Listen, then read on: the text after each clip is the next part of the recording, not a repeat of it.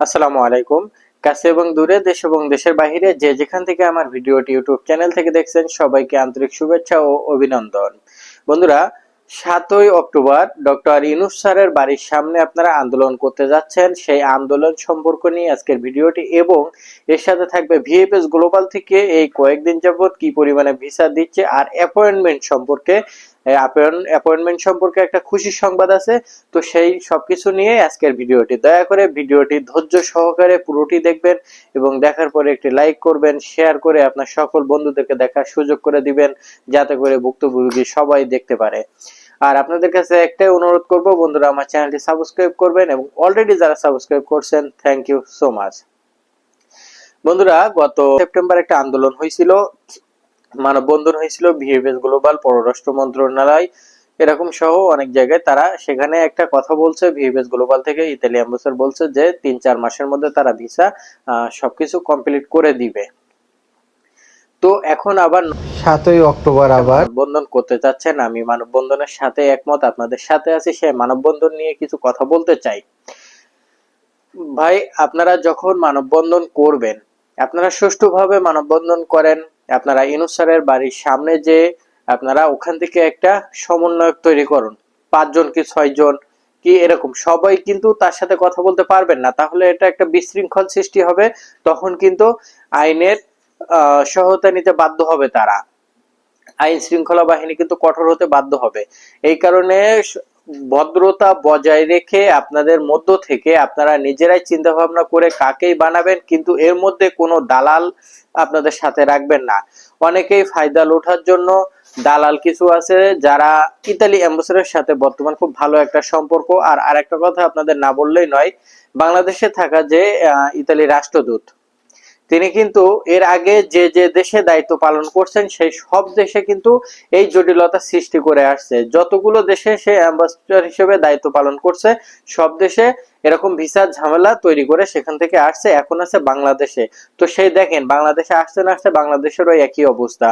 আর এর সাথে মিলিত আছে আমাদের বাংলাদেশে কিন্তু রাজনৈতিক দল এবং আছে কিছু অসাধু ব্যবসায়ী, যারা ভিসা কেনা বেচা বা মানুষের সাথে প্রতারণা নিয়ে সবসময় থাকে।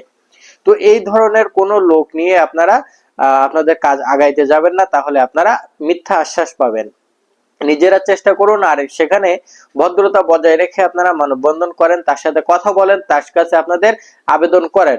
এটা কিন্তু কোনো রাজনৈতিক আবেদন না, বা এটা কোনো দলীয় সম্মেলন না। এটা খেটে খাওয়া মানুষ, যারা প্রবাসী, যারা বাইরের থেকে রেমিটেন্স এনে বাংলাদেশের উপকার করে, তাদের সাথে তো এরকম খারাপ ব্যবহার করা আশা করা যায় না। তারা তো বাংলাদেশের সরকারের কাছে এটা চাচ্ছে না যে আমাদের এই কার্ড দিতে হবে, ওই কার্ড দিতে হবে, আমাদের বেকার ভাতা দিতে হবে, আমাদের চাকরি দিতে হবে। তাদের কাছে তো কিচ্ছু চাচ্ছে না, কোনো টাকা পয়সা কিচ্ছুই চাচ্ছে না। তারা শুধু চাচ্ছে তাদের বিদেশ যাওয়ার পথটা ক্লিয়ার হয়ে যাক, আটকে থাকা পাসপোর্ট গুলো তারা হাতে পাক, যা ভিসা পাওয়ার যোগ্যতা তাদের ভিসা দেখ, তাহলে তারা দেশের বাইরে যে একটা কর্ম করে খেতে পারবে, তাদের ফ্যামিলিও ভালো চলবে এবং দেশের রেমিটেন্সও পাঠাইতে পারবে। এটা অন্যায় কোনো দাবি না।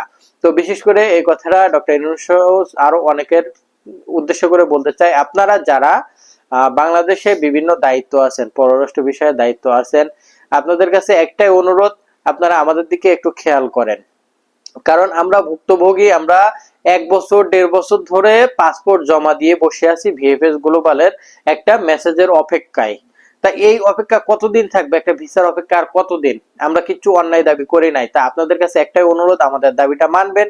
তা সেরকম কয়েকটি সমন্বয়ক আপনারা হাতে গোনা ৫ জন কি ৬ জন কি ১০ জন এরকম ভাবে একটা লোকজন ওখানে ইউনূস স্যারের ওখানে পাঠান। পাঠানোর পরে তারা কথাবার্তা বলুক ভদ্রভাবে, কি তাদের আপনাদের যত প্রকার দাবি আছে সবগুলো লিখিত ভাবে তার কাছে দেন, আর তিনি অবশ্যই এর প্রতি একটা অ্যাকশন নেবেন। আর আপনাদের একটা কথা বলি, আপনারা আরেকটা দাবি জানাবেন, যাতে ইতালি রাষ্ট্রদূত বাংলাদেশে না থাকতে পারে, সেখানে অন্য কোনো রাষ্ট্রদূত আসে। কারণ দেখেন, ইতালি সরকারের সাথে বাংলাদেশের প্রধান উপদেষ্টা ডক্টর ইউনূস স্যারের সাথে যতই ভালো সম্পর্ক থাক, যত ভিসার প্রতিবেদন পাঠায় কিন্তু এই রাষ্ট্রদূত, তিনি যেভাবে পাঠাবে ইতালি থেকে সেইভাবে ভিসা হবে। তাহলে সেই রাষ্ট্রদূতই যদি অন্যায়ের সাথে জড়িত থাকে, তাহলে আমরা কি ভিসা পাবো কখনো? এটা আশা করতে পারেন? তো আপনাদের দাবির মধ্যে এই একটাও দাবি থাকতে হবে, বর্তমান যে রাষ্ট্রদূত আছে সেটাকে পরিবর্তন করতে হবে, অন্য একটা রাষ্ট্রদূত এনে বসাতে হবে যে বাংলাদেশের জন্য কাজ করবে, যে বাংলাদেশের গরিব মানুষের পাশে থাকতে পারবে, কারো ভিসা আটকাবে না, এরকম একটা লোক আমাদের প্রয়োজন। তো আপনাদের জন্য শুভকামনা রইল, আপনারা সুষ্ঠুভাবে মানববন্ধন করবেন, আপনারা ভালোভাবে একটা সমন্বয়ক তৈরি করে ডক্টর ইউনূস স্যারের কাছে আপনারা লিখিতভাবে আপনাদের দাবিগুলো প্রকাশ করেন, অবশ্যই তিনি আপনাদের দাবি রাখবেন। আর এই মুহূর্তে ভিএফএস গ্লোবালের আপডেট বলতে গেলে ভিএফএস গ্লোবাল আগের থেকে অনেক পরিমাণে ভিসা একটু দেয়া শুরু করছে, কিন্তু সেগুলো সব ডিসেম্বর মাসের 2023 সালে ডিসেম্বর মাসে যে নুলুস্তা উঠছিল সেই নুলুস্তার ভিসা এখন দিচ্ছে। কিন্তু এর মধ্যে 2023 সালে 27 মার্চে যে ক্লিক ডে ছিল সেই ক্লিক ডের পর থেকে ওটা যে নুলুস্তা, সেই নুলুস্তার ভিসা এখন অনেকে পাচ্ছে না, তারা কিন্তু হতাশ হয়ে যাচ্ছে। তো সেই নুলুস্তা গুলো কবে দেবে সেই আশায় আমরা আছি। আর 24 সালেরটা তো এখনো সেভাবে হাতেই দেয় নাই, এইভাবে চললে হবে না, এর থেকে আরো দ্রুত ভিসা দিতে হবে। আর অ্যাপয়েন্টমেন্ট ডেট বলতে গেলে আগের থেকে আজকে কয়েকদিন যাবত, এই 2-3 দিন যাবত ভালো অ্যাপয়েন্টমেন্ট ডেট পাইছে, যারা ভিএফএস গ্লোবালে মেইল করছে অধিকাংশ তারা অ্যাপয়েন্টমেন্ট ডেট পাইছে। কিন্তু শুধু অ্যাপয়েন্টমেন্ট ডেট পাইলে হবে না, আপনাদের সবকিছু প্রকাশ করতে হবে এই মানববন্ধনের মধ্যে। আমরা অ্যাপয়েন্টমেন্ট ডেট পাচ্ছি, কিন্তু সেই ডেটে যে 3 মাসের সময় দেয়া থাকে সেই 3 মাসের মধ্যে আমরা ভিসা চাই। যদি ভিসা না পাই, আমাদের কোনো রিজন কি কারণে আমরা ভিসা পাইলাম না সবকিছু উল্লেখ করে আমাদের পাসপোর্ট ফেরত দিতে হবে। 3 মাসের একদিন বেশি হইলে হবে না। যদি 3 মাসের বেশি হয় তাহলে সেটা লিখিতভাবে ওখানে দিতে হবে, যেমন 90 দিনের মধ্যে দেওয়ার কথা আছে সেটা বাড়ায় অন্য দিন করতে হবে। তো এটা বাড়ানোর দরকার নেই, যে 90 দিন আছে সেই তার মধ্যে যাতে আমাদের ভিসা সবাইকে দিতে পারে সেই আপনাদের কাছে এই আবেদনটা আপনারা তার কাছে করবেন। তো এই ছিল আজকে আমার ভিডিওটি।